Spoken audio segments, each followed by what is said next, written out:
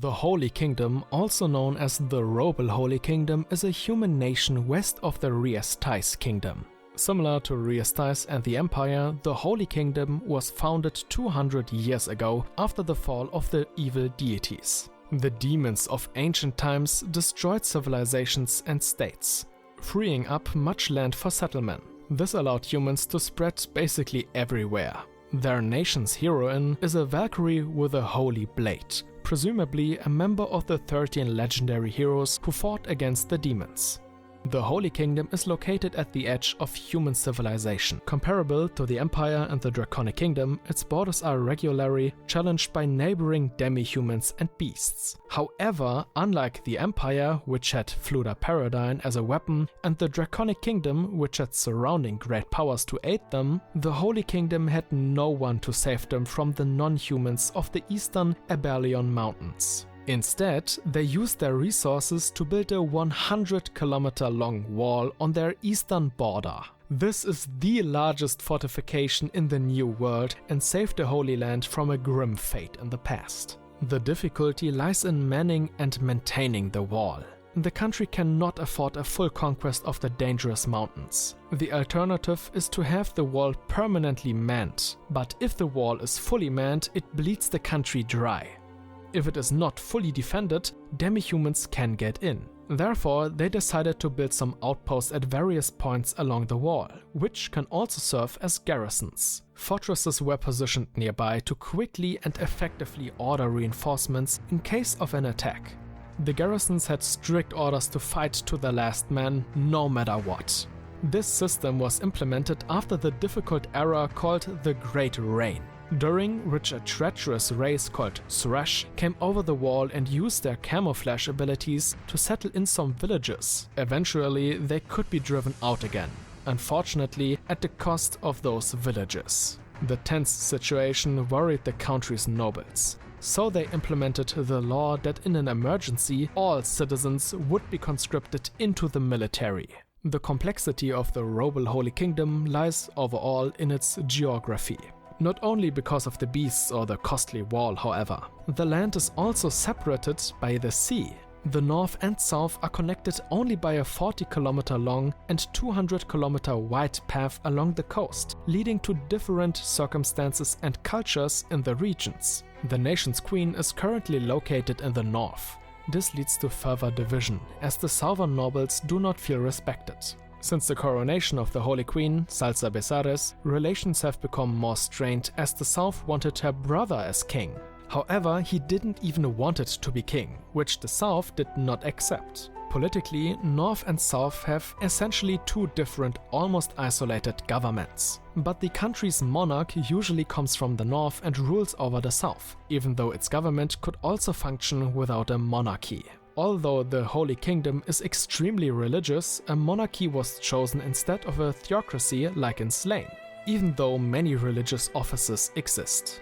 The difference from Slayn is that in the theocracy, the religion is the state, whereas in the Holy Land it became an influential institution. The temples of the four great gods, the same deities as in Riestais and Baharuth, are present everywhere and very wealthy. To maintain order and sovereignty, the state controls the churches and does not grant noble titles to priests. Furthermore, the queen works hand in hand with the temples directly.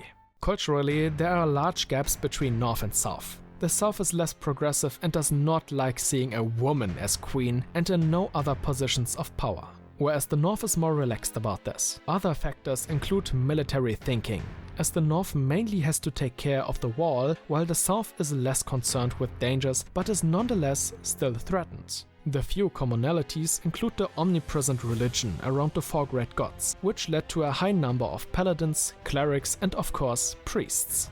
The hatred against undead and demi-human races has manifested itself and a certain paranoia has crept in as well. The Holy Land's military consists of North and South armies, which are stationed in the cities of Kalinsha and Dibonais. The capital, Hoburns, is defended by a large garrison and the 9 colors, some of the strongest fighters in the entire country. Among them is Remedius Custodio, the strongest paladin in the land. She should be on par with Gazef Stronov. Every village of a certain size has a small fortress and garrison, and the necessary manpower comes from the local population, as anyone, male or female, can be conscripted. Militarily, the Holy Land is better equipped than most human nations in the world. Most of their army consists of conscripted citizens, but the truly important part of their army is the Holy Church and the Paladin Order. The Church has trained and powerful priests who can summon a small army of Archangel Flames with tier 3 spells, and there are some very talented sorcerers among them who can even use tier 4 and tier 5 magic. The Paladins are a force to be reckoned with some of them as strong as adamantite ranked adventurers. The only problems with the military are the low birth rates, the ongoing invasions by other races, and the weak economy of the country. Without trading partners besides Riestais, the economy could collapse in a real emergency and, with it, the entire country, long before the entire nation could be mobilized for war. In terms of foreign policy, the kingdom plays no significant role as Riestais, its only neighboring country, is connected only by a small passage near the Abelian Mountains. Luckily, Riestais has no interest in taking over the Holy Land because of the monsters in the region. Unfortunately, besides Riestais, there's no country that could support them in an emergency. And since the kingdom has its own problems since the massacre in Season 3, the situation has only worsened. Spoilers.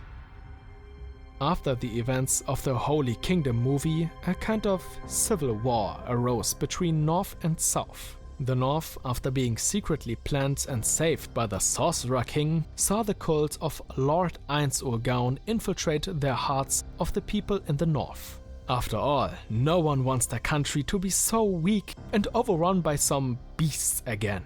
An undead and overpowered being stronger than death itself seemed just right. And remember, strength is justice. Now they are fighting against the South to reunite the country.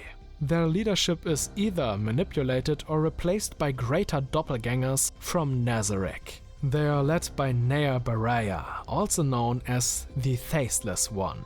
Their economy is, of course, in ruins, and the country is in tatters. But kindly, the Sorcerer Kingdom offers them the best runecraft weapons, for sale, of course. To support them in their just cause, the Sorcerer King sends aid to help the country rebuild.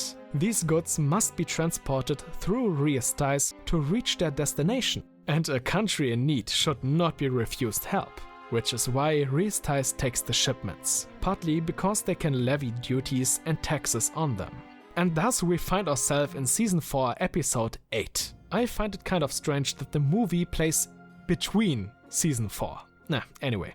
And if you want to know more about the Holy Kingdom and the individuals from the country, then subscribe to the channel and leave a like. Thank you and see you next time. Ciao.